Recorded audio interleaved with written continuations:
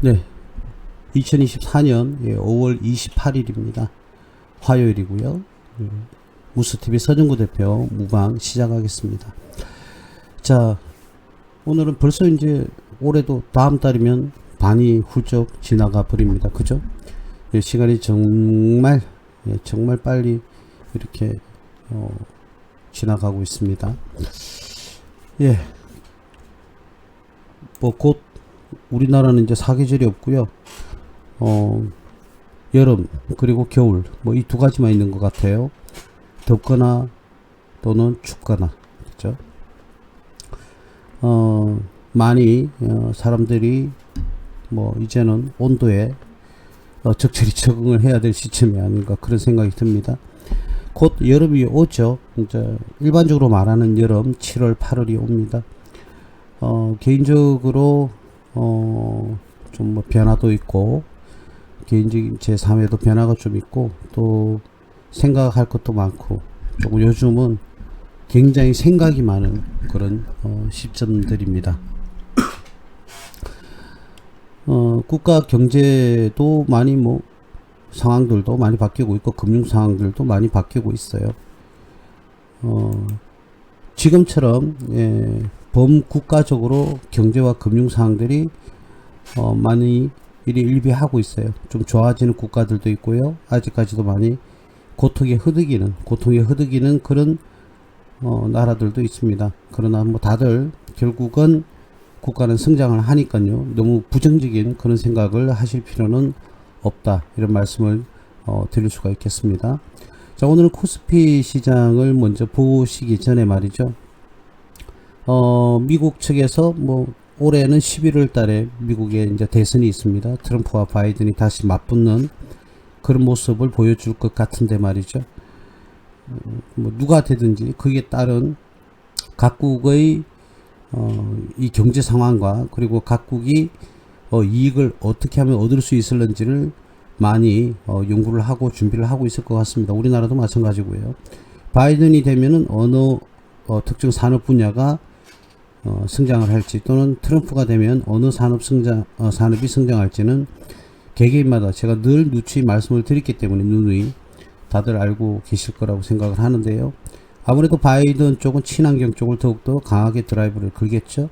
트럼프는 친환경을 무시하지는 않지만 석유화학 제품에서도 결코 소멸되는 그리고 소외되는 그런 현상은 없을 거로 봐집니다. 전 세계가 이 석유 매장되어 있는 석유를 다 무시는 할 수 없죠. 절대적으로요. 요즘 근래의 주식시장에는 정말 말들이 많습니다. 제가 1년여 전부터 여러분들에게 노래를 불렀던 반도체. 근데 이제서야 드디어 반도체라는 말들이 많이 나오고 있죠. 우리는 항상 무엇보다도요, 좀, 선지적으로, 먼저, 이러한 사항을 예측을 하고 준비를 해야 된다. 이런 말씀을 제가 누누이 드렸습니다. 그쵸? 자, 지금은 경제가 전 국가, 그리고 개인적인 경제도요, 가정 경제도 굉장히 현금이 부족한 그런 시점입니다. 자, 그렇다면 우리는 이런 시점에서는 어떻게 해서 경제적인 부분을 나아지게 할지에 대한 연구와 또는 생각 그리고 준비가 정말 중요한 시점이죠. 그래서 지금은 뭔가를 우리는 내 삶에 있어서 뭔가를 즐기기 전에 미래에 대한 걱정 그리고 준비가 굉장히 시급한 상황들입니다. 그래서 뭐 좀 괜찮은 경제적인 부분을 가정 경제를 가지고 계신 분이나 또는 좀 그렇지 못한 분들 할 거 없이 너나 할 거 없이 다들 미래 경제적인 부분에 대해서 준비를 해야 됩니다. 생각만 하는 것이 아니라 골똘히 연구도 하게 해야 되고요. 또 거기에 대한 준비도 해 나가야 되는 시점입니다. 그래서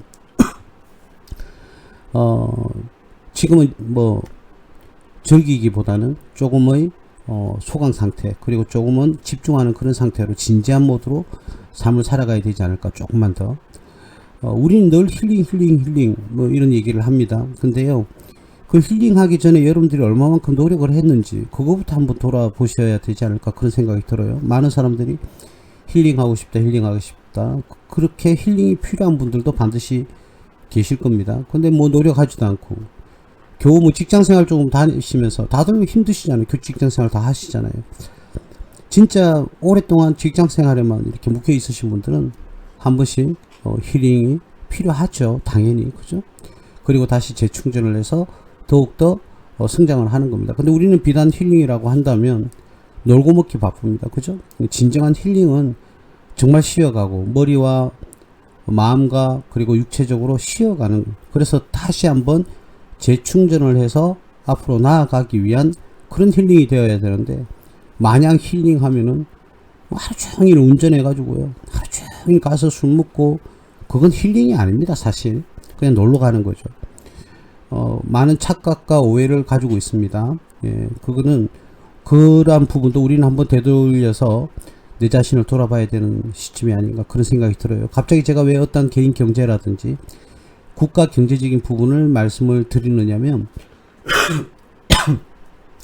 한 나라의 국가 전체의 경제 상황과요, 가정 경제가 힘들거나 좋다면요, 기업의 경제도 좋거나 힘듭니다. 그렇기 때문에 지금은 우리가 다 같이 좀 힘든 시점이에요. 그렇죠? 자, 그렇다면 기업도 굉장히 많이 힘든 시점입니다.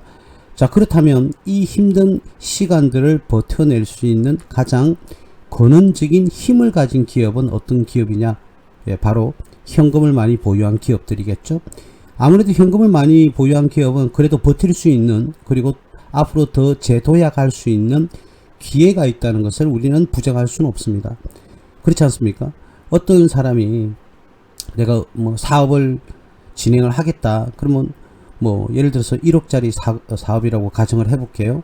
똑같은 1억짜리 사업을 진행을 준비하는 사람이라도 100억을 가진 사람이 1억짜리 사업을 준비하는 것과 1억을 가진 사람이 사업을 준비하는 것하고는 데미지와 또는 마음의 여유라든지 이런 것들이 완전히 달라집니다. 아무래도 좀 돈이 조금 더 많은 사람들은 말이죠, 여유가 있으니까 인테리어라든지 이런 것들도 신경을 좀 많이 쓰게 될 거고, 아무래도 좀 자금이 부족한 사람은 어떨까요? 인테리어 이런 것은 조금 저렴하게 그러면서도 최대한 알차게 하려는 그런 노력과 의지가 담겨져야 될 겁니다. 그죠?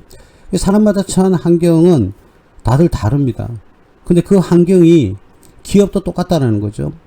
지금 현금 자금이 많이 운용이 되고 있는 기업들은 그나마 좀 여유롭게 이런 어려움의 난간을 극복해 나갈 수 있는 어떤 근거, 그런 근원이 있을 건데, 좀 현금이 부족한 기업들은 굉장히 정말 스트레스를 받는다든지 또는 거기다 여유 부족으로 인해서요, 아주 긴축 경영을 하려는 그런 의지들이 많이 보일 겁니다. 여러분들도 알다시피 그런 긴축 경영은 우리 가정 경영에도 가정 경제에도 굉장히 직접적인 타격을 주잖아요. 아무래도 예를 들어서 기업이 긴축 경영을 위해서 가장 먼저 하는 행동은 인력 감축입니다. 그죠? 그래서 뭐 급여, 고정비를 줄여 나가는 그런 것들이 가장 대체적으로 첫 번째 운영하는 거지 않습니까? 한 커피점을 운영을 한다.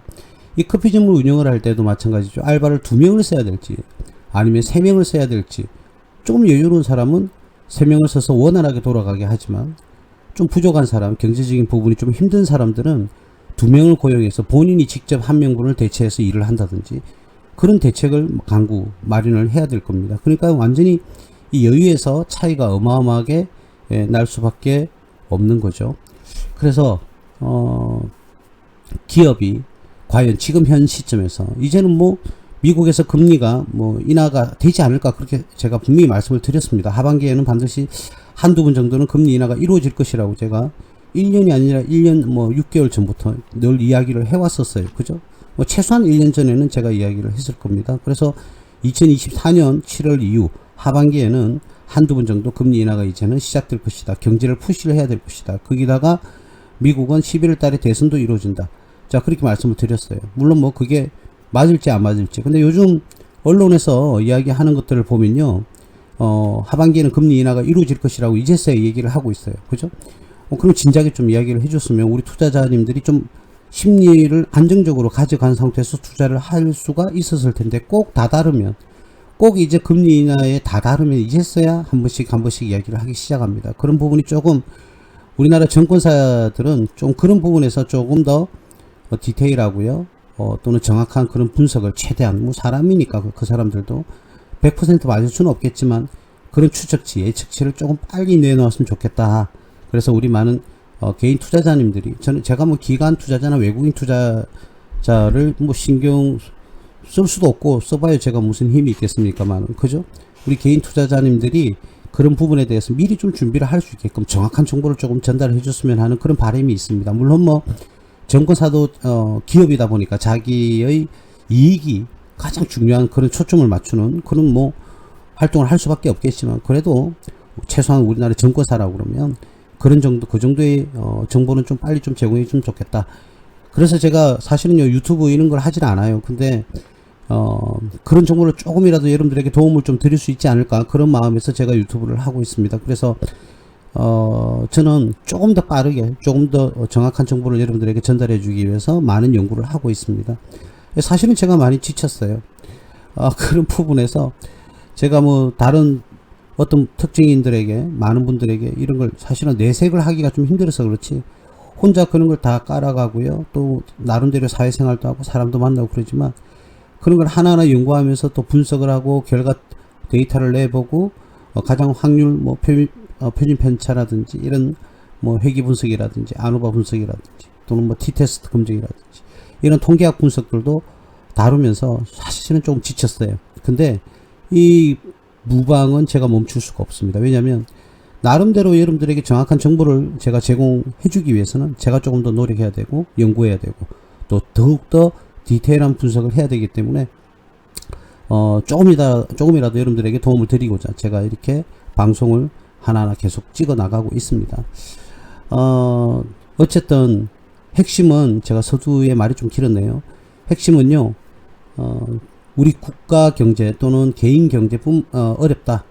그러나 그렇다면 기업의 경제 상황도 어렵다. 그러면 우리가 지금 투자자 입장에서는 기업의 그런 경제 활동이, 경제 상황이 녹록치가 않을 거라는 거죠. 그러나 가장 버틸 수 있는 힘이 있다면, 그 기업이 어떠한 현금을 많이 확보하고 있다면 그 기업의 경영 활동은 다른 기업에 비해서는 좀 원활하지 않을까, 그런 차원에서 오늘은 방송을 할 겁니다.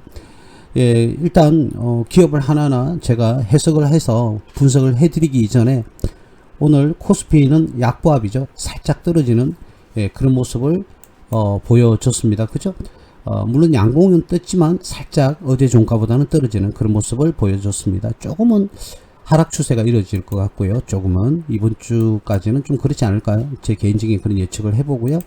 코스닥은 강보합이었습니다. 살짝 올랐어요. 어제 종가보다는 살짝 오르는 그런 모습을 보여줬어요. 3.02 포인트가 올랐고요. 퍼센트로 0.36% 정도가 상승을 했는데, 뭐 코스피는 약보합, 코스닥은 강보합, 그러니까 크게 요동치는 그런 일은 없었습니다. 어저께는 미국 시장이 또 휴장이었기 때문에 장이 열리질 않았거든요. 그래서 오늘의 우리나라 코스피와 코스닥 시장도 크게 요동은 없었습니다. 그죠? 물론 뭐 종목마다는 뭐 당연히 다르겠죠. 천차만별이겠지만 코스피와 코스닥은 큰 움직임이 없었다. 예, 이렇게 해석을 하시면 될 것 같습니다.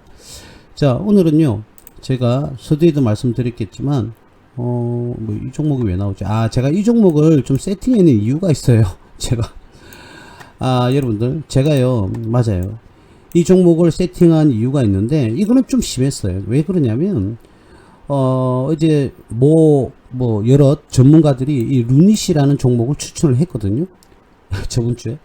자, 근데 추천한 날이 5월 23일 오후였어요. 오후에 추천을 했습니다. 자, 전문가들이, 여러 전문가들이 보는, 그렇죠? 그 사람을 모함하는 것이 아니라, 자, 이 캔들의 모습을 보고요, 요 뒤에는 이렇게 상승할 것으로 예상을 했나봐요. 자, 그런데 완전히 그 이후에 1% 내리고요. 그 다음 3.69% 내리고요. 오늘은 3.47% 이렇게 쭉 흘러내리는 그런 모습을 보였어요. 자, 근데 이 기업 종목이 좋다 안 좋다를 제가 말씀드리고자 하는 게 아니고요. 이 종목 예를 들어서 설명을 할 겁니다. 자, 물론 다시 반등을 할 수 있죠. 당연하죠. 그죠? 반등을 할 수 있습니다. 자, 그런데 저는 최소한 이런 기업에는 투자하지 않습니다. 왜 그러냐면, 근데 그런 건 있습니다. 100%는 아닙니다, 여러분. 제가 끝까지 잘 한번 들어봐 주시면요. 이 기업이 3년 동안요, 손실을 이렇게 기록을 했습니다. 영업 손실, 단기순 손실을 기록을 했는데, 이 기업이 그럼 어떻게 되겠어요? 손실이 자꾸 누적이 이렇게 되고 있어요. 그죠? 자, 근데 이 손실을 메꾸어야 됩니다. 그럼 현금이 굉장히 좀 부족한, 유동성이 많이 떨어지는 그런 기업일 거예요. 조금 이따 열어볼게요. 자, 근데 부채 비율을 보면 4,500%, 40%, 13%, 오히려 부채 비율은 줄었어요. 왜 그럴까요? 바로 자본이죠. 이 자본이 점점 늘어나고 있습니다. 46억, 61억, 144억. 이래 자본금입니다. 자본이 아니고요. 이 자본금이 이런 식으로 늘었다는 것은 바로 증자가 이루어졌겠죠. 뭐 유상증자가 이루어질 것으로 예측이 됩니다만, 그러면 이 정도의 자본이 늘어나면 자본 총계는요 굉장히 많이 늘어납니다. 이렇게. 예, 물론 뭐 우리가 회계를 공부하는 것이 아니라 아니기 때문에 디테일한 설명을 좀 생략하겠습니다만, 자본 잉여금이 굉장히 많이 늘어서 자본 총계가 많이 늡니다. 예, 자본의 종류가 자본 잉여금이 있고 뭐 여러 가지가 있습니다. 자, 이로 인해서 뭐 부채를 상환했다든지 뭐 그런 경우의 수가 있을 수 있었겠죠. 그죠? 자, 그래서 뭐 부채 비율은 조금 훨씬 뭐 줄어드는 모습을 보입니다. 당연하죠. 자산이 늘어나니까요. 자산이 유입되니까 부채 대비, 부채는 늘었어요. 그죠? 282억에서 328억으로 이렇게 늘었습니다. 자, 늘었는데도 불구하고 부채 비율이 떨어지는 것은 자산이 늘었기 때문이죠. 그러면 이 기업은 손실이 났는데 어떻게 자산이 늘느냐? 바로 여기 있죠. 증자에 있습니다. 자본금 46억, 61억, 144억. 이렇게 증자를 함으로써 외부로부터 자금을 땡겨온 거죠. 쉽게 말해서. 자, 그래서 이 회사가 부채 비율이 떨어진 거지.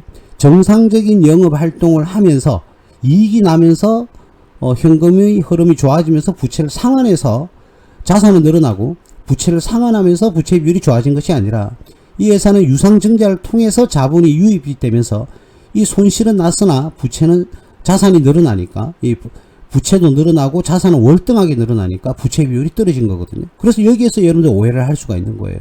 많은 분들이 부채 비율은 떨어졌으면 좋다고, 좋죠. 좋은데 이 기업은 유상증자를 통해서 자본이 유입되면서 자산이 늘어났어요. 자산이 늘어나면서 부채가 늘어났다 하더라도 자산이 972억에서 2679억으로 어마어마하게 늘어났잖아요. 그죠? 어마어마하게 늘어났어요. 근데 부채도 늘어났는데 부채는 한 40억, 36억 정도가 늘어났어요. 비교가 안 되지 않습니까? 그러면 자산 늘어나는 폭이 월등하게 많다 보니까 부채 비율이 떨어진 거지. 정상적으로 부채 비율이 떨어지면 여기서 당기순 이익이나 영업이익이나 당기순 이익이 나와서 기업의 자금 흐름이 좋아서 자산이 증가하면서 부채 비율이 떨어져야 되는데, 그게 아니라, 영업활동에서 나오는 게 아니라 외부에서부터 자금을 유상증자 등을 통해서 외부에서 자금이 들어와서 자산이 늘어서, 그죠? 자산이 늘어서 부채보다 월등히 많이 늘었기 때문에 부채 비율이 떨어진 거다. 이거는 뭐 정상적인 부채 비율의 개념이라고 하기에는 전혀 관련이 없다. 무리가 있죠. 예, 그래서 3년 동안 화면에 보이는 건 3년이었지만 연간 분석을 해보면요, 2019년에 뭐 매출이 2억, 이제 뭐 신생이었겠죠. 2020년도에는 14억, 그 다음 66억, 139억, 251억. 그나마 이 회사는 매출이 꾸준하게 이제 잘 늘어나고 있다는 점은 맞지만, 아직까지 이 고정비, 고정비, 변동비 등을 비용을 충당할 수 있을 만큼의 여력은 아직 되지는 못하는 겁니다. 물론 뭐 앞으로 뭐 500억, 700억, 900억 이렇게 계속 매출이 늘어나면서 영업 손실이 아니라 영업 이익으로 바뀌는 그런 시점도 올 겁니다. 하지만 현재까지는 이 기업의 매출 느는 속도와 손실이 있는 이 범위의 수는 이걸 뭐 감안해내기에는 굉장히 무리가 있습니다. 물론 이 기업이 뭐 테마를 탔대요. 테마를 타긴 탔는데, 그래요. 테마를 타서 주가는 상승할 수 있습니다. 그거는 그분이 틀린 게 전혀 아닙니다. 아무리 기업이요 실적이 안 좋더라도 이제부터 이제 성장하면은 그 기업은 주가가 상승할 수 있죠. 예, 그거는 잘못된 거 아닙니다. 그런데 저는 최초에 애시당초 여러분들의 소중한 자금을 투자를 하면서, 여러분들 소중한 재산을 가지고 투자를 하면서 말이죠, 이러한 종목에 투자를 한다, 그런 위험성을 안고 투자를 한다, 저는 그거를 여러분들에게 추천하지는 않습니다. 그래서 투자하실 때는 항상 수익성과 안정성이 확보되어 있는 그런 기업에 여러분 투자를 해야 된다는 부분을 제가 꼭 말씀드리고 싶어요. 이분은 어떠한 테마성을 가지고 추천을 했을 겁니다. 그래서 그런 부분은 충분히 가능합니다. 가능한데, 일단 재무적 분석에서 이와 같은 좀 심각한 문제를 보이고 있는 그런 기업에는 여러분들 소중한 재산을 투자하기에는 무리가 있다. 예, 이런 말씀을 좀 드리고 싶어요. 개인적으로는 저는 이런 종목에는 결코 제 성향은 그렇다는 거죠. 투자하지 않습니다. 신뢰가 없잖아요. 아직까지 최소한의 신뢰성을 보여줄 때까지는 제가 이런 기업에는 투자하지 않겠다. 예, 제 개인적으로는 그렇습니다. 그리고 여러분들에게도 이런 종목은 제가 전혀 추천하고 싶은 마음이 단 1도 없다. 이거는 뭐 어쩔 수 없습니다. 이건 또 제 취향이니까요. 예를 들어서 한번 이런 기업을 한번 볼까요? 뭐 롯데정밀화학입니까? 예, 롯데정밀화학을 한번 볼게요. 이 기업을 추천하는 게 아닙니다, 여러분. 자, 롯데정밀화학이라는 이런 종목이 있는데 제가 뭘 보려고 하느냐면요. 자, 이 기업은 작년보다는 실적이 떨어져요. 그래서 주가는 오히려 뭐 실적에 근거한다면 많이 떨어질 거예요, 오히려. 그래서 올라갈 수 있는 기업은 아니에요. 그런데 이익은 꾸준하게 내고 있어요. 이익은 꾸준하게 내고 있으나 올해 실적은 작년보다 좀 못할 것으로 다 예측을 하고 있습니다. 그죠? 예측을 하고 있어요. 근데 왜 이 기업을 제가 잠시 설명을 하느냐면, 자, 이 기업이 그러면 실적은 안 좋아지는데 이익은 계속 내고 있으니 이 기업이 뭐 아주 위험한 뭐 상장 폐지라든지 이런 걸 당할 가능성은 전혀 일단 없다고 봐야 되겠죠. 그런데요, 여기서 보시면, 예, 화면에 잘 보이시겠지만 여러분들 요걸 한번 볼까요? 자, 현금 및 현금성 자산입니다. 이게 뭐냐면은 현금으로 바로 사용할 수 있는 자산을 보유하고 있는 게 4081억이에요. 그죠? 4081억을 보유하고 있습니다. 자, 4081억. 잠시만, 단위가 맞죠? 자, 4081억이에요. 이렇게.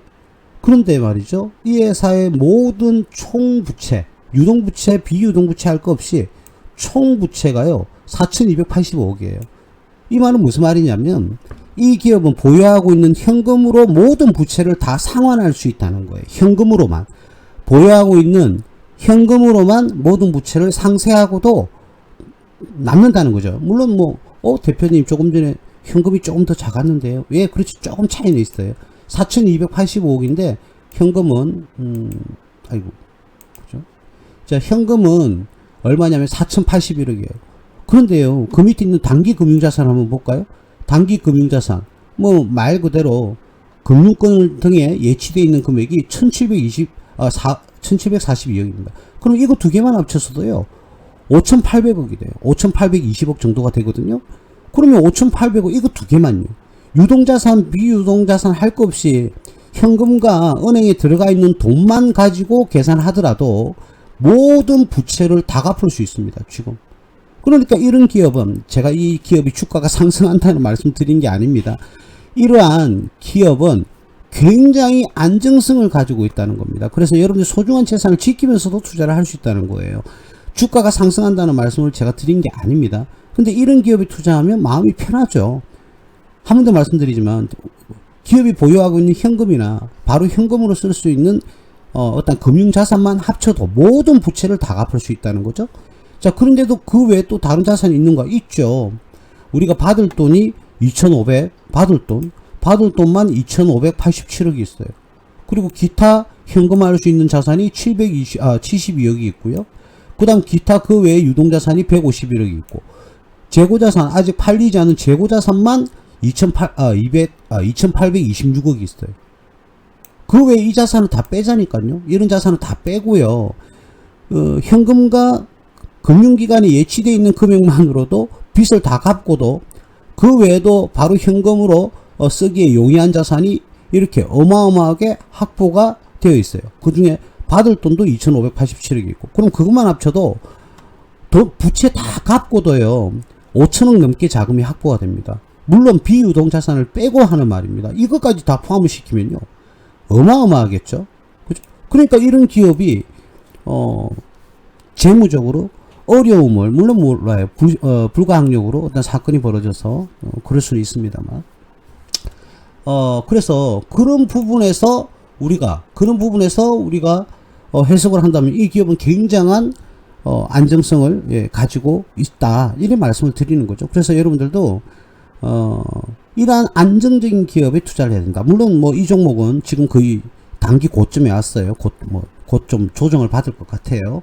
자, 그런데 이 기업의 주가가 상승할 것이니까 투자해라 라는 말이 아니라, 이러한 기업을 찾아서 투자를 한다면 여러분들은 안정성 있게 투자를 할 수가 있다. 그죠? 괜히 갑자기 급작스럽게 주가가 하락한다든지 그런다 하더라도 이 기업은 재무적 구조가 탄탄하다 이 말이죠. 그래서 요즘같이 이런 좀 불안한 경제 장세에서는요, 여러분들이 이런 안정이 확보되어 있는 기업에 투자를 하셔서 조금은 여유로운 그런 투자를 하시기를 권해드리는 거죠. 자, 가령 만약에 내가 이러한 종목에 투자를 해서 주가가 떨어진다 하더라도요, 이 기업은 걱정할 게 없잖아요. 그럼 뭐 또 추가로 매수하는 거죠. 보통 뭐 다른 분들은요, 손절가를 선정해라. 손절가를 설정할 거면 투자 자체를 하지를 마세요. 왜 손절가를 설정을 합니까? 예를 들어서 하나 여쭤보겠습니다.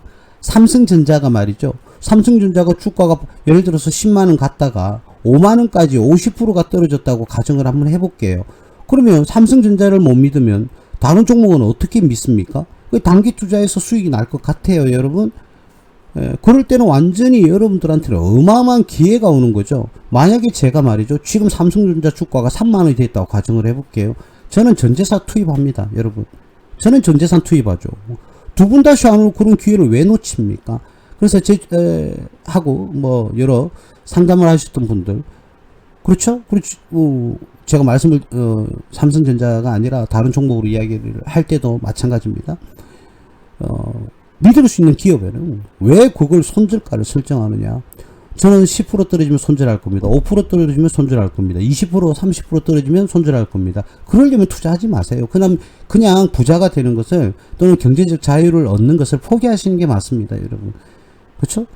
그래서 내가 어떤 특정 주식에 투자하기 전에는 거기에 대한 신뢰성과 그리고 안정성을 확보를 한다면 여러분들이 거침없는 그런 믿음을 가지고요, 투자를 편안하게 안정성 있게 그냥 꼬박꼬박 꾸역꾸역 조금씩 더 모아가면 됩니다, 여러분. 그래서 그 기업이 실적으로 보답을 할 때 여러분들은 배당과 함께 자본소득을 수익 실현하는 게 자본소득이죠. 이런 자본소득과 금융소득을 둘 다 가져가는 그런 좋은 투자의 모습으로 만들어가면 된다. 우리는 말들을 많이 해요. 워린 버핏이니, 뭐 존 템플턴이니, 벤자민 거래염이니, 피터 린치, 뭐 조지 소로스라든지, 뭐 피에트로스키 알트만, 뭐 기타 등등 너무 많습니다. 존 네프라든지 이런 훌륭한 투자자들이 되게 많습니다. 제가 금방 언급해드렸던 그런 투자의 대가들은요, 이 기본적 분석, 즉 회계적, 재무적 분석을 해서 투자하시는 아주 투자의 대가들이죠. 물론 뭐 그 외에도 뭐 엘드리치라든지 제시리버 뭐 또는 뭐 그런 그린빌 이런 분들의 이 기술적 분석의 대가들도 있긴 합니다만, 저는 개인적으로 둘 다 우리는 같이 공부를 해야 된다. 그리고 학습을 해서 여러분들이 확률을 올리는 그런 투자를 하셔야 된다. 즉 말하자면 재무적 안정을 갖춘 기업이 성장성도 있고 수익성도 있단 말이죠. 그러면 안정성을 겸비한 어떤 재무적 특성을 다 가지고 있는 기업을 가지고 투자 의사결정을 한다면 그 다음에 바로 훅 하고 들어가서 투자하는 것이 아니라 이제는 차트 분석, 추세 분석이죠. 그러한 기술적 분석을 통해서 내가 어느 부분에서 최고 저점이 될 수 있을까, 또는 어느 부분에서 최고 고점이 될 수 있을까, 그거를 또 응용하기 위해서는 기술적 분석으로 또 와야 되겠죠. 그렇죠? 심리적 분석도 이루어져야 되겠지만, 그래서 믿음이 간다. 그렇게 여러 가지 오랫동안 분석을 했는데도 믿음이 간다. 그러면요, 그 기업을 믿어야 돼요. 손절가를 믿어서는 안 되고요. 여러분들의 판단과 여러분들의 분석을 믿으시고 또 기업을 믿으시고 투자를 하셔야 되는 겁니다. 그게 정말 정상적인 투자고요. 우리는 투자자들이 제가 좀 아쉬운 게 뭐냐면, 사람이니까 당연히 이해는 갑니다. 저도 그럴 때가 있었고 지금도 그렇습니다. 뭐냐면 단기적으로 진짜 고수익을 내고 또 고수익을 내고 또 내고 또 내고 하고 싶어요. 그러면 뭐 복리로 계산하면 재산 상황이 어마어마하게 빠른 속도로 우리가 원하는 어떤 그런 안정성이 있는 개인 경제에서, 가정 경제에서 안정성이 있는 그런 부를 축적할 수 있겠죠. 그런데 그게요, 욕심이죠. 그게 욕심인 겁니다. 물론 사람이니까 욕심을 냅니다. 근데 그게 잘못됐다는 것이 아니라 우리는 그 기업이 성장할 때까지 기다려주고, 우리가 좀 시간이 걸리더라도 차곡차곡 재산을 형성을 하다 보면 한 번씩 또 급등하는 그런 기회도 잡을 수가 있는 거고요. 그쵸? 근데 처음부터 끝까지 단기 급등만 노리고 투자를 하신다? 이거는 조금 여러분들의 투자 방식과 투자 마인드를 좀 바꾸시는 게 좋지 않을까? 예, 그런 생각이 듭니다. 그렇다면 뭐 증권사에 근무하시는 분들이나 뭐 대한민국의 모든 증권사는 어마어마한 수익을 냅니까? 그렇지 않지 않습니까? 그래서 차곡차곡 모아가는, 그리고 손절가 설정을 하기보다 그 손절가를 얼마를 설정할까라는 생각을 할 시간에 한 번 더 분석하는 시간을 가졌으면 좋겠어요. 그리고 정말 신뢰가 가고 믿음이 간다 그러면 여러분들이 투자 의사결정을 하면 되는 것이죠. 예, 그것을 여러분들한테 저는 추천을 드립니다. 100% 제가 맞다 이렇게 말씀을 드릴 수 없지 않겠습니까? 뭐 아무거나 또 하나 더 한번 해볼까요? 자, 명신산업이라는 회사가 있네요. 자, 이 회사도 작년이나 올해나 매출이 그렇게 뭐 변동은 크게 없고요. 영업이익이나 당기순이익도 크게 변동이 없을 것 같아요. 자, 차트를 봤더니 뭐 지지선에 지금 다 달았네요. 자, 한 번 더 말씀드립니다. 오늘은요, 제가 여러분들에게 종목을 추천하는 게 아닙니다. 추천하는 게 아니라 여러분들이 이러한 점을 고려해서 이제 더 안정성 있게 투자해라고 제가 예를 드는 겁니다. 아시겠죠? 자, 그러면 이 기업은 과연 한번 볼까요? 이 기업은 얼마만큼의 안정성을 가지고 있느냐. 지금 경제가 어려운데 여기도 볼까요? 자, 현금 및 현금성 자산이 337억입니다. 그죠? 337억이고요. 두 개만 더 할까요? 그냥 현금만 할까요? 자, 현금이 337억이에요. 337억. 뭐 받을 돈도 345억 정도가 있는데 이거는 그냥 놔두고요. 자, 이 정도 돈이 있어요. 그런데 밑에 총 부채가 얼마냐면 부채 총계가요. 이거 좀 내릴까요? 이거 좀 내리면 보여질라나요? 이거. 예. 자, 부채가 317억이에요. 317억이거든요. 이게 317억 부채 총 갚아야 될 모든 돈이 317억입니다. 뭐 부채로 계산돼서는 안 될 부분도 있지만 그냥 다 부채라고 인정할게요. 317억인데 현금만 337억이에요. 현금만 337억이에요. 여러분. 그러면 이 기업은요, 다른 자산 빼고요. 비유동자산, 뭐 기타 금융자산 다 빼고요. 그냥 지금 기업이 보유하고 있는 현금성 자산으로만 모든 부채를 다 갚을 수 있다는 거예요. 모든 현금만 가지고. 자, 그런데 받을 돈이 345억도 있고요. 그리고 이 기업의 장기성 매출 채권, 조금 시간이 1년 이상 이후에 받을 돈이 207억 이렇게 있어요. 이 현금 빼고요. 자, 이런 기업은 그러면 현금으로 빚을 다 갚는다 하더라도 아주 단순하게 뭐 다른 비유동 자산 없다고 생각하고요. 받을 돈만 계산해도 여러분들 550 뭐 2억, 552억이나 됩니다. 부채를 다 갚고도 552억이 받을 돈이 있다는 거죠. 물론 너무 오랫동안 지체해서 대금을 회수하면 뛸 확률도 있죠. 그걸 우리는 회계에서는 대손당한다, 대손되었다 이렇게 표현을 하기도 하는데 어쨌든 빚을 다 갚고도 현금이 남고요. 그 외 받을 돈도 500 몇십억이 있다. 자, 이 정도면 이 기업은 자금 어떠한 유동성 결여로 인해서 기업이 어려움을 겪을 확률은 거의 없다고 봐야 되겠죠. 굉장히 안전하다는 겁니다. 한 번 더 말씀드릴게요. 저는 오늘 말씀드리는 기업들을 이 매수를 권유하는 게 아니라니까요. 종목 추천하는 게 아니라 이러한 기업 현금으로만 모든 부채를 갚고도 돈이 남는다. 이런 기업은 안정성이 있다는 것이죠. 그죠? 그래서 지금 상황에서는 기업의 어떤 재무 구조가 탄탄해야 됩니다. 탄탄해서 뭐라고 해야 될까? 매출이 좀 부족하면 버틸 수 있는 그런 재력이 되느냐. 예, 그걸 보고 싶다는 겁니다. 근데 이런 기업이 뭐 전혀 그죠? 예, 기업이 유동성이 결여로 또 망한다든지 부도가 난다든지 이럴 가능성 거의 없다는 것이죠. 예, 그래요.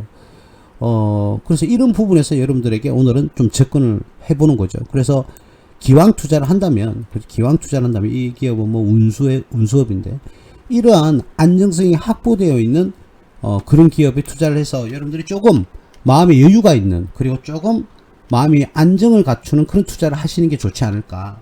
예, 그런 말씀을 드리고 싶은 겁니다. 오늘. 자, 그 다음 오늘 뭐 말씀드리고 싶은 기업 중에 삼형전자라는 기업이 있어요. 자, 삼형전자라는 기업이 있는데 주가가 단기에 조금 많이 올랐네요. 올랐다가 조정받고 다시 올랐다가 다시 지금 쌍봉을 만들면서 다시 지금 조정을 받고 있는 그런 실정입니다.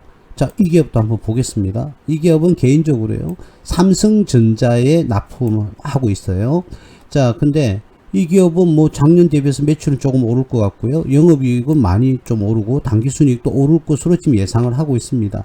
자, 그런데 이 기업은 뭐 퍼가 14.47 작년 기준, 지금 기준일까요? 한번 볼까요? 지금 1, 4분기 그게 나왔을 거니까 예, 퍼가 지금 현재 이게 아직 반영이 안 됐네요. 연말 예상되는 퍼가 12.36 정도 되네요. 그러면 업종포 84보다는 훨씬 낮죠. 그리고 PBR이요 0.4도 안 됩니다. 1위 정상 PBR이라고 그러면 최소한 PBR 기준으로 한다 하더라도 지금보다 주가는 2배 정도는 올라와야 됩니다. 그죠? 최소한이 그렇습니다. 배당 수익도 3%나 주네요. 그죠? 그래서 뭐 이런 기업은 뭐야, 매출도 신장되고 또 어떻게 해요? 이익도 좋아지고 퍼는 더 저평가가 되고 배당도 3% 정도 주는데 PBR은 아직 자산 가치가 장부 가치를 주가가 38%밖에 못 따라온 거죠. 그러면 62% 더 올라간다 그러면 주가가 지금보다는 2배 이상 뛰어야 되죠. 그죠? 0.5가 딱 2배라고 했을 때 0.38이니까 2배 이상 올라야 된다. 이렇게 볼 수 있는 겁니다. 그죠? 자, 그러면 굉장히 이 기업은 현금 유무성을 떠나서도 굉장히 안정적인 그런 기업인데 수익성도 굉장히 괜찮아 보인다, 저평가되어 있다, 이렇게 말씀을 드릴 수가 있겠죠. 어머, 이게 뭐죠? 자, 그러면 이 기업은 과연 또 기업은 안정성은 좀 어떻는가 한번 볼까요? 자, 보면 이 기업은 와우, 현금이요 398억입니다 398억이고요 은행에 있는 돈이 2454억이네요 그러면 이거 두 개만 합쳐도요 2850억 되거든요. 2850억이라는 현금을 지금 보유하고 있어요. 2850억. 자, 그러면 과연 이 기업은 부채는 얼마가 되느냐? 자, 한 번 더 말하지만 은행이나 지금 현금이나 은행에 보유하고 있는 돈이 2800억 되거든요. 자, 근데 이 기업의 부채는요 2600억이에요 즉 말하자면 이 기업이 보유하고 있는 돈과 은행에 보유하고 있는 돈과 현금으로 보유하고 있는 돈이 2850억이 되는데 모든 부채가 2680억이에요. 자, 똑같잖아요. 현금과 그 은행에 있는 돈을 다 합치면 모든 부채를 다 갚을 수가 있어요. 그런데 재고자산 받을 돈도 384억이 있고 기타 은행에 있는 돈도 40억이 있고 또 그 외 기타 유동자산이 24억이 있고 또 재고자산은 412억이나 있네요. 아직 팔 수 있는 거. 그리고 투자자산이 또 250억이 있고요. 예. 그리고 그 외 그 기업의 설비 자산들이 뭐 이렇게 또 확보가 되어 있습니다. 자, 그러면 어떨까요? 이 기업은 똑같잖아요. 제가 앞에서 지금 두 기업을 말씀을 드렸는데 이 기업까지 포함을 한번 시켜서 설명을 해보면 이 세 기업 다 공통점이 있잖아요. 현금과 은행에 있는 돈만 하더라도 빚을 다 갚을 수가 있어요. 싹 다 갚을 수 있어요. 예? 다 갚을 수 있어요. 그리고 사실은 부채 중에서 빼야 될 것들이 있거든요. 예, 빼야 될 것들이 있어요. 이연법인세 부채도 조정이 좀 될 것이고, 자, 사실은 부채는 이걸 다 빼는 게 아니라 매입 채무는 반드시 갚아야 되고요. 법인세도 당연히 갚아야 되고, 기타 유동부채, 금융 리스 부채, 이것도 당연히 갚아야 되는데, 여기서 퇴직금의 충당 부채가 지금 요렇게, 지금 금액이 없는 부분, 요 부분은 뭐 확인해 봐야 되겠습니다만, 자, 이연법인세 부채라든지, 이거는, 조정이 가능하고요. 요거는 갚아야 되고, 이것도 갚아야 되겠네요. 자, 부채도 별로 뺄 것은 없어 보입니다. 자, 그런데, 어쨌든, 이 기업은 현금과 은행에 예치되어 있는 금액만으로도 모든 부채를 갚을 수 있다? 그럼 부채가 제로가 될 수 있다는 거예요. 그럼 부채가 제로가 되면 나가야 될 금융 비용이 없다는 거죠. 은행에 지급해야 될 이자가 제로가 된다는 겁니다. 자, 이 정도의 재정력을 갖추면 이 기업은 사실적으로 큰 문제가 전혀 없어 보여요. 없어 보이거든요. 자, 그런데도 불구하고 올해 지금 보면요. 그죠? 어디 갔나요? 예. 매출은 1700억에서 1800억으로 매출은 또 더 늘 거라고 그러고, 영업이익은 65억에서 106억, 당기순이익은 138억에서 162억. 자, 다 증가할 것으로 예상을 하고 있고, 부채 비율 볼까요?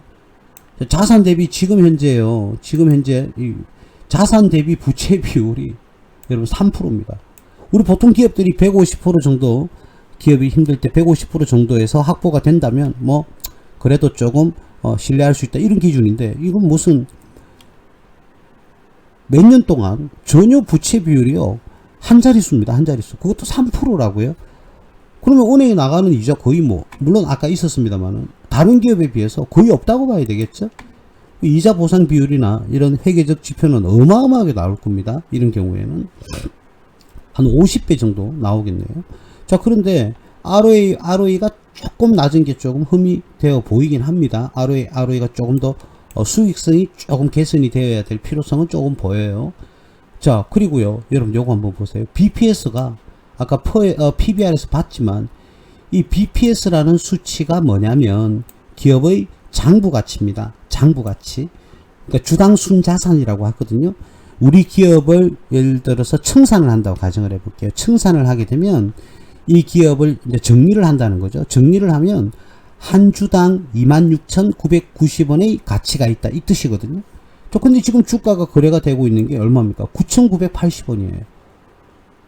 굉장히 낮죠. 이걸 수치화한 게 PBR이거든요. PBR. 예, 아까 우리 앞에서 봤으니까. 저 근데 이 수치가 너무 낮아요. 그죠? 지금 주가가. 그래서 너무너무 저평가가 되어 있다. 자, 그래서 이러한 저평가주가 올해 뭐 PBR, 실질적인, 기업이 가치를 제고하기 위해서 노력하겠다. 정부가 이야기를 했잖아요. 그게 뭐냐면, 바로 이겁니다. PBR이 낮은 기업이 정상 주가로 오를 수 있도록 정부가 노력을 하겠다. 이 뜻이었거든요. 그러면 이 PBR은 1 이하면 무조건 뭐 수치상으로는, 이론적으로는 저평가다. 그런데 조금 플러스 마이너스가 우리가 20%가 있다고 한다면 0.8 이하면은 뭐 저평가다, 이렇게 얘기를 할 수가 있어요. 물론 시설장치라든지 또는 부동산이라든지 이걸 많이 보유한 기업은 PBR이 좀 낮고요. 서비스업은요 3, 4가 되었더라도 아직 저평가가 되어 있는 기업이 있기는 합니다. 자, 근데 이 기업은 전기전자예요. 뭐 반도체와도 관련이 있고요. 자, 그런 기업에서 PBR이 0.5도 안 된다? 굉장히 저평가가 되어 있는 거죠. 지금 현재 가격도 굉장히 저평가되어 있는 수준이다, 이렇게 얘기를 할 수가 있습니다. 자, 배당도요 3%면 뭐 완전 만족할 만한 그런 수준은 아니지만 나름 우리가 인정할 수 있는 배당, 뭐 1%도 안 주는 기업들도 뭐 우죽수 많지 않습니까? 예, 그렇습니다. 자, 그래서 여기 보시면 아시겠지만 외국인 지분율도요 3.7이 아니고요 37%입니다. 외국인도 37%의 지분을 지금 현재 보유하고 있는 그런 모습을 보여주고 있습니다. 그죠? 뭐 최대 지주가 니폰 케미칼이네. 니폰 케미칼. 맞나요? 케미칼? 맞죠? 니폰 케미칼. 일본계인 것 같아요. 그죠? 자, 그래서 뭐 53% 정도를 보유를 하고 있네요. 자, 그리고 여기 보시면 여기에서 전자기업 어디에 콘텐츠라고 되어 있습니다. 이 회사는 콘텐츠가 주력 상품입니다. 자, 그래서 삼성전자에도 납품을 하는 걸로 그렇게 알고 있습니다. 자, 그렇다면 이거는 뭐 저평가에다가 기업 안정성을 또 확보하고 있다. 뭐 그렇다고 그러면 뭐 이 회사는 또 올해도 지금 현재까지도 이익을, 올해도 이익을 잘 낼 것으로 그렇게 예측까지도 지금 하고 있는 그런 상황입니다. 그래서 이 기업은 뭐 안정성 있게 이런 기업은 투자할 수 있죠. 한 번 더 말씀드립니다. 이러한 기업을 제가 지금 종목을 추천해 드리는 게 아니에요. 이러한 안정성이 확보되어 있는 기업이 상당히 많습니다. 상당히 많거든요. 한 종목 정도를 더 볼까요? 용보화학이었던가요? 용보화학. 이 기업이 맞는지는 모르겠는데 이건 뭐 화학 관련 주네요. 자, 이 기업은 올해 참 보세요. 작년 지표가 요건데요. 매출이 903억, 영업이익이 70억, 당기순이익이 60억이라고 그랬어요. 근데요, 올해 1, 4분기에 작년 이익을 달성해 버렸어요. 그러니까 작년 1년치 이익을 올해 1분기에 달성을 했습니다. 물론 뭐 2, 4분기, 3, 4분기, 4, 4분기에 손실이 기록되면서 줄어들 수는 있을 겁니다. 자, 그런데 그거는 우리가 예측을 할 수가 없잖아요, 지금 현재. 자, 근데 지금 주어진 확정 자료만 본다면은요, 확정된 자료만 본다면 작년 1년 당기순이익보다 올해 3개월 당기순이익이 더 높습니다. 그리고 영업이익도요, 작년 1년의 영업이익의 2분의 1을 벌써 2분의 1을 3개월 만에 다 달성을 지금 했습니다. 그죠? 예, 근데 주어진 자료만 가지고, 물론 다른 분석도 해야 됩니다만, 주어진 자료만 가지고 분석을 한다면, 이 기업은 올해는 작년보다는 훨씬 더 저평가가 되어서 주가는 더 상승을 해야 된다. 11.96이라고 제시가 되어 있는데, 업종포는 24입니다. 그렇다면, PBR도 0.43. 제가 좀 전에 말씀드렸지 않습니까? 1 이하는 저평가인데, 플러스 마이너스 가중치 20%를 둔다면 0.8 이하면은 어떻습니까? 저평가라고 그랬는데 0.43입니다. 조금 전에 말했던 삼형 전자였습니까? 그 기업하고 꼭 유사하죠. PBR이 굉장히 지금 낮은 수준을 보여주고 있다. 이 말은 저평가되었다는 말이죠. 자, 배당 수익은 뭐 좀 전에 삼형전자는 3%였는데 이 기업은 1.4%. 배당은 조금 낮네요. 그죠? 자, 그러면 이 기업도 똑같이 그 어떤 재무적 안정성을 보유하고 있는지를 한번 볼까요?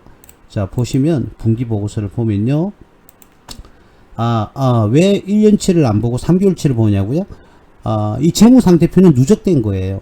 작년 12월에서 오늘 3월달까지 실적이 또 플러스 마이너스 된 거예요. 그래서 재무상태표를 보실 때는 누적치가 되기 때문에 가장 인건의 분기 재무제표를 보면 정확하죠. 물론 1년이 지나면 1년치를 보면 되는 거고요. 이게 작년 12월보다는 더 현재에 가까운 거죠.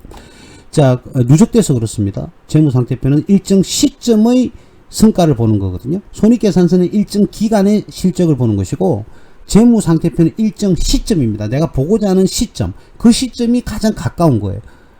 가까운 시점이 가장 근사치에 온다는 거죠. 자, 그러면 이 기업도 현금을 한번 볼까요? 현금과 은행에 예치되어 있는 금액이 대략 426억 정도 되네요. 426억. 받을 돈 이런 거 다 빼자고요. 다 빼자고요. 모든 자산을 다 빼면 지금 현재 보유하고 있는 현금이 426억 정도 됩니다. 현금이 거의 426억인데 이 기업의 부채를 보면 192억이에요. 여러분, 이게 말이 됩니까? 이 기업의 모든 빚이 192억인데요.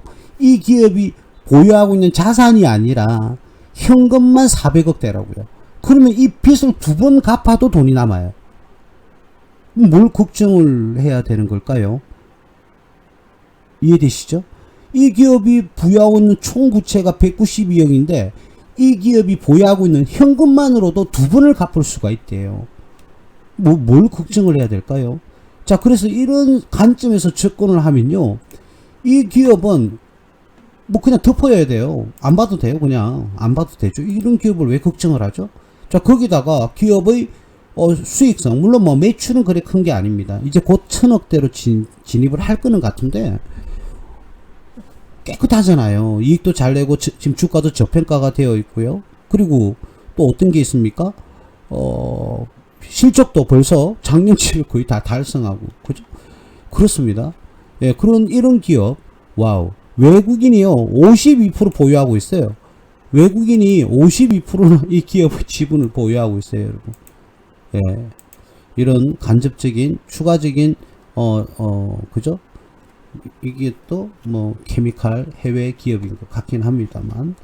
자, 어쨌든 이러한 기업에 우리가 뭘 걱정을 해야 되느냐는 거죠. 네. 자동차 부품 관련주인 것 같습니다. 내장재 분야에서 현대, 기아, GM, 르노, 삼성에서 생산되는 주요 차량의 천정재, 도어, 완충재, 실링재, 그리고 사이드 필러입니까? 사이드 필러입니까? 모르겠습니다. 적용, 산업자재 분야에서 IT 분야의 기기 완충재, 포장재, 성형품 등으로 여러 가지 로 지금 판매를 하고 있다. 이렇게 나오네요. 그게 들어가는 부품인 것 같아요. 이 모든 거에.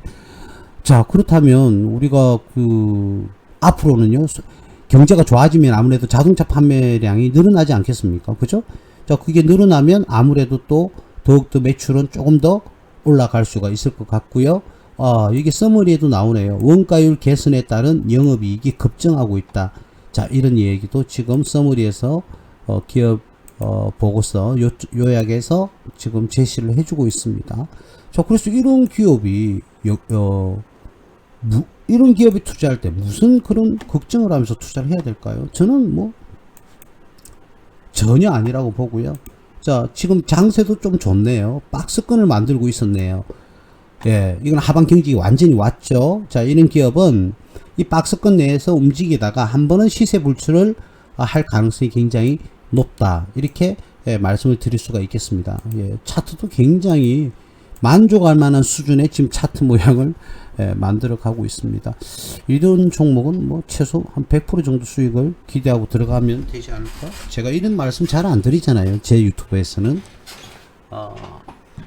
제 방송에서는 이런 말씀을 좀 잘 안 드리는데, 이런 종목은 그냥 꾸준히 조금씩 사모아 가면서요, 수익성이 확보가 될 때까지 그냥 조금씩 여러분들 근로자님들께서는 급여 일부를 뭐 펀드식으로 이 종목을 계속 사신다든지, 떨어지더라도 걱정할 게 없어요. 여러분, 떨어지면 더 사면 돼요. 이런 종목은 제발 손절가 너무 말들이 많아서 제가 지칩니다. 저한테는 손절가 이런 얘기 하지 마세요. 손절하려면 뭐하러 투자해요? 투자하기 전에 꼼꼼하게 디테일하게 분석을 해서 여러분들이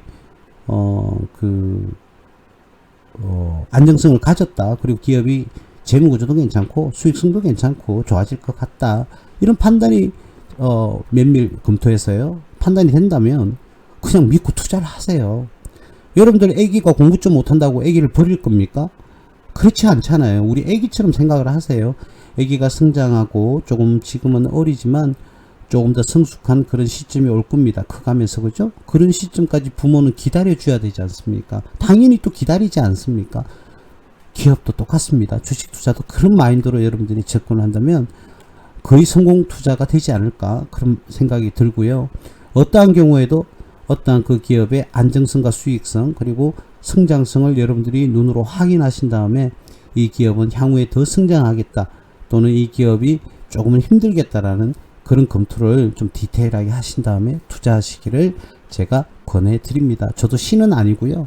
제 나름대로의 노하우를 여러분들에게 이 방송을 통해서 조금씩 여러분들에게 나눠 드리는 겁니다. 그래서 제 말이 100% 맞을 수도 없을 거고요.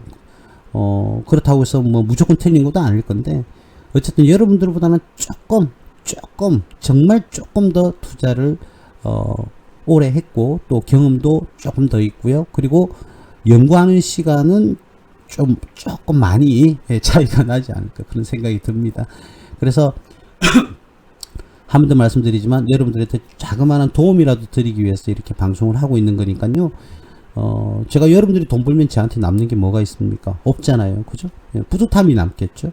그렇죠? 예, 그래서 이런 부분을 좀 말씀을 드려봤습니다. 당연히 저는 이 종목에 투자 할 돈이 없어가지고 한 번 더 말씀드리지만 오늘은 종목 추천의 시간이 아니고요.